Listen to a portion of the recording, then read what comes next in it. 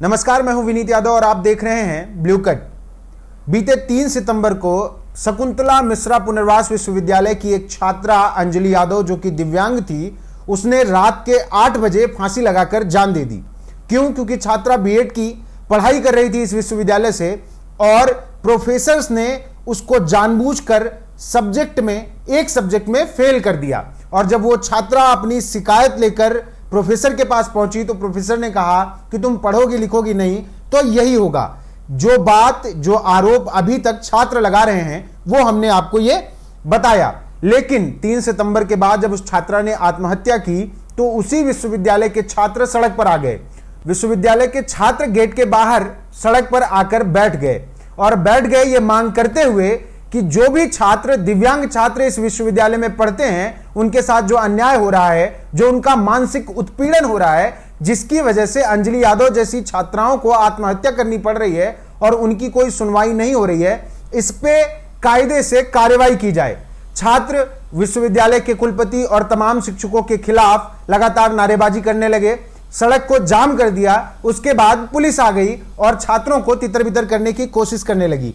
लेकिन छात्र पिछले 3 दिनों से, 3 के बाद आज 6 तारीख हो गई है, अभी तक छात्र वहीं डटे हुए हैं और हटने का नाम नहीं ले रहे हैं। छात्रों के ऊपर पुलिस ने एफआईआर दर्ज कर दिया, लेकिन छात्र डरे नहीं। फिर पुलिस ने उनसे इस बात पे कॉम्प्रोमाइज किया कि एफआईआर हटा लेंगे, तुम सड़क छोड़ दो। छात्रों ने सड़क तो छोड़ दी, लेकिन जब गेट बंद किया तो विश्वविद्यालय प्रशासन, इतना ज्यादा विश्वविद्यालय प्रशासन को यह बात नागवार गुजर गई कि छात्र आवाज उठा रहे हैं। विश्वविद्यालय प्रशासन ने छात्रों को 6 तारीख की दोपहर 2 बजे तक हॉस्टल खाली करने का आदेश दे दिया। उन दिव्यांग छात्रों को जिनके लिए यह विश्वविद्यालय बाकायदा बनाया गया है, जिनको यह सुविधा दी जानी थी कि इस विश्वविद्यालय में, जो कि एशिया का सबसे यूनिक विश्वविद्यालय है, जहां दिव्यांगों के लिए 50% का आरक्षण है, वो पढ़ लिख कर यहां से आगे बढ़ेंगे। जब उन्होंने अपनी ही आवाज अपने ही साथी के लिए उठाई तो विश्वविद्यालय प्रशासन की कलई खुल के सामने आ गई। तमाम शिक्षक गुस्सा हो गए। आप हमारे बगल में लगा ये वीडियो देखिए। इनफैक्ट पहले आप ये वीडियो देखिए, फिर मैं बताता हूं। देखिए कैसे शिक्षक गुंडों की तरह छात्रों की तरफ बढ़ रहे हैं, एक भीड़ बनकर। अगर यही छात्र किसी शिक्षक की तरफ बढ़ जाते तो इसका क्या मैसेज कन्वे होता, क्या कहा जाता कि छात्र दंगाई हो गए हैं। तमाम खबरों में यह चलाया जा रहा है कि छात्रों ने तोड़फोड़ की, उत्पात किया और तमाम छात्र संगठन वहां जाकर बात को भड़का रहे थे। लेकिन जरा यह वीडियो देखिए किस तरीके से छात्रों के साथ विश्वविद्यालय प्रशासन और शिक्षक बदसलूकी कर रहे हैं। किस तरीके से गुंडों के अंदाज में शिक्षक आते हैं और छात्र को मारने पीटने लगते हैं, फोन छीनने लगते हैं। वीडियो बना रहे छात्र से फोन छीन लेते हैं और वीडियो बंद कर देते हैं। यह वीडियो देखिए। यह तो रहा पिछले 3 दिन का घटनाक्रम, पर असल में इस यूनिवर्सिटी में क्या चल रहा है, क्या सच्चाई है, यह समझने के लिए जरा हमारी बात गौर से सुनिएगा। पिछले 4-5 सालों से ऐसा हो रहा है कि हर साल इस विश्वविद्यालय की कोई ना कोई छात्रा अपनी जान गंवा देती है। अभी 1 हफ्ते पहले ही एक छात्रा अपने घर गई थी और मानसिक दबाव के कारण, दिव्यांग छात्रा, उसको हार्ट अटैक पड़ा, उसकी जान चली गई। उसके बाद ये अंजलि यादव के साथ हुआ। जब उसने अपनी शिकायत दर्ज कराई कि भाई मेरे नंबर कम क्यों आए, तो उसको ऐसे मानसिक रूप से उत्पीड़ित किया गया कि छात्रा को आत्महत्या करना पड़ा। रुखसार नाम की एक छात्रा दिव्यांग थी, उसी विश्वविद्यालय के परिसर में, उसी विश्वविद्यालय की बस से उस छात्रा को कुचल दिया गया। लेकिन क्या कार्रवाई हुई किसी को पता नहीं। पुलिस प्रशासन भी सब कुछ घालमेल करके बैठा हुआ है, कोई सच बताने को तैयार नहीं है। वीसी डायरेक्ट बात नहीं करते किसी से कि क्या चल रहा है। जब उनसे यह पूछा जाता है कि भाई बताइए क्या चल रहा है, तो वो कहते हैं कि हम आज के विषय पे बात करेंगे, हमने जांच कमेटी बिठा दी है और जांच हो जाएगी। ऐसा नहीं कि ये इकलौता मामला है। सेम ऐसी ही घटना इस विश्वविद्यालय में आज से 4 साल पहले भी हुई थी, जब एक बच्ची ने मानसिक उत्पीड़न के चलते जान गंवा दी थी, उसने आत्महत्या कर ली थी। तब भी साथी धरने पर बैठे, विवाद हुआ, मामला सुलटा लिया गया और दिव्यांग छात्रों की स्थिति कमोबेश वैसी ही रह गई। जब हम वहां ग्राउंड पर गए, उपस्थित छात्रों से बात करने की कोशिश की, तो जो समझ में आया हम आपको समझाना चाहते हैं, बहुत गौर से समझिएगा। हुआ क्या कि जब हम वहां पहुंचे तो सबसे पहली बात तो वहां बच्चों के लिए लाइटें बंद कर दी गई। ऐसे ही दिव्यांग छात्र, बाकी जो 2-4 छात्र, वो भी उसमें इकट्ठा, और लाइटें बंद करके पुलिस पता नहीं क्या करना चाहती थी। बार बार लाइट जलाई जा रही थी और बुझाई जा रही थी। पूछने पे यह बताया गया कि लाइटें खराब हैं, लेकिन जिस दिन से प्रदर्शन चल रहा है ठीक उसी दिन से लाइटें भी खराब हो गई। ये कैसे हो सकता है? इतना बढ़िया सामंजस्य लाइट खराब होने और प्रदर्शन के बीच कैसे जमा? उसके आगे जब आप देखेंगे उन दिव्यांग छात्रों का शोषण किस तरीके से किया जाता है। हमने वहां रात के समय छात्रों से बात करने की कोशिश की। कुछ ऐसे छात्र जो मूक बधिर थे, जो इशारों में बात करते थे, जो साइन लैंग्वेज में बात करते थे, उनके लिए एक इंटरप्रेटर की व्यवस्था होती है। विश्वविद्यालय में इंटरप्रेटर की संख्या वैसे भी बहुत कम है, लेकिन हमने जब प्रदर्शन कर रहे छात्रों से बात करने की कोशिश की और इंटरप्रेटर बुलाना चाहा, तो इंटरप्रेटर ने हमें मौखिक रूप से कहा कि जब तक हमें विश्वविद्यालय की तरफ से यह नहीं कहा जाएगा कि ऑफिशियली कोई डिस्कशन करना है, हम इसके बीच में नहीं पड़ेंगे। मतलब उन मूक बधिर छात्रों से जिनसे हम बात करके कुछ सच निकाल सकते थे, विश्वविद्यालय प्रशासन के बारे में कुछ बुलवा सकते थे, कुछ सुन सकते थे, उनसे भी बात करने से रोका गया।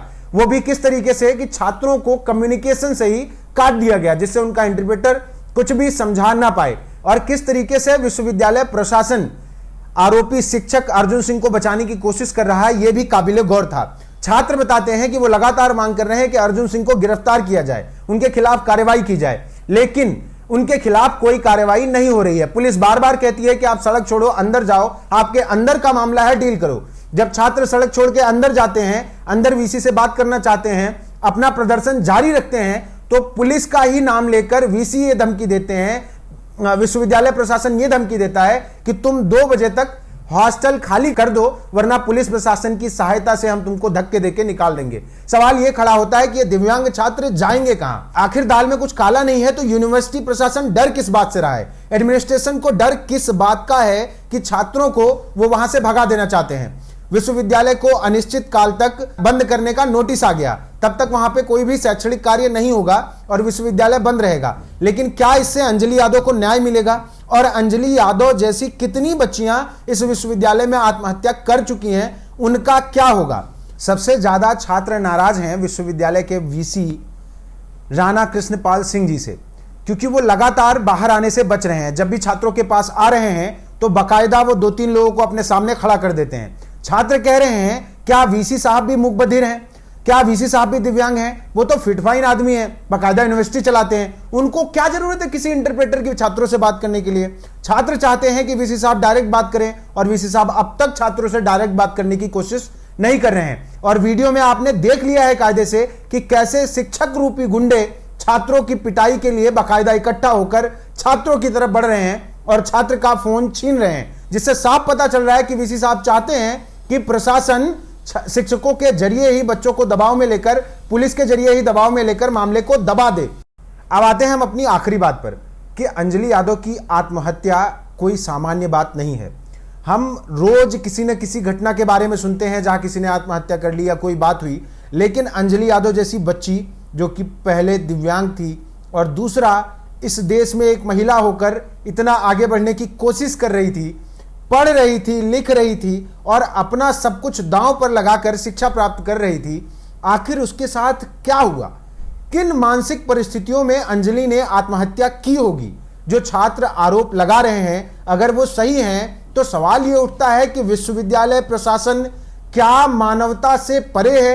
क्या मानवीय मूल्यों का पतन हो चुका है? क्या इंसानियत शिक्षकों के अंदर नहीं बची है, जो इन दिव्यांग बच्चों को ज्यादा ख्याल रखने की बजाय उनको धिक्कार रहे हैं, उनको दुत्कार रहे हैं? कुछ छात्र तो कहते हैं कि जब कोई उनसे सहायता मांगने जाए तो कहते हैं इंटरप्रेटर लेके आओ, और विश्वविद्यालय में इंटरप्रेटर है ही नहीं।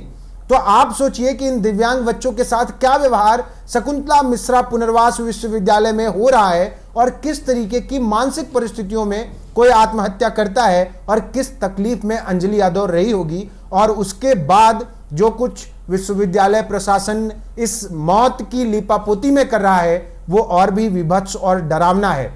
इस पर ध्यान देने की जरूरत है, और ध्यान देने की जरूरत इसलिए भी है कि अगली बार फिर कोई अंजलि यादव आत्महत्या ना करे, क्योंकि शकुंतला मिश्रा पुनर्वास विश्वविद्यालय दिव्यांग छात्रों के लिए कब्रगाह बनता जा रहा है। हर साल आ रही घटनाएं विश्वविद्यालय प्रशासन के ऊपर सवालिया निशान खड़ा करती हैं। बने रहिए ब्लू कट के साथ। धन्यवाद।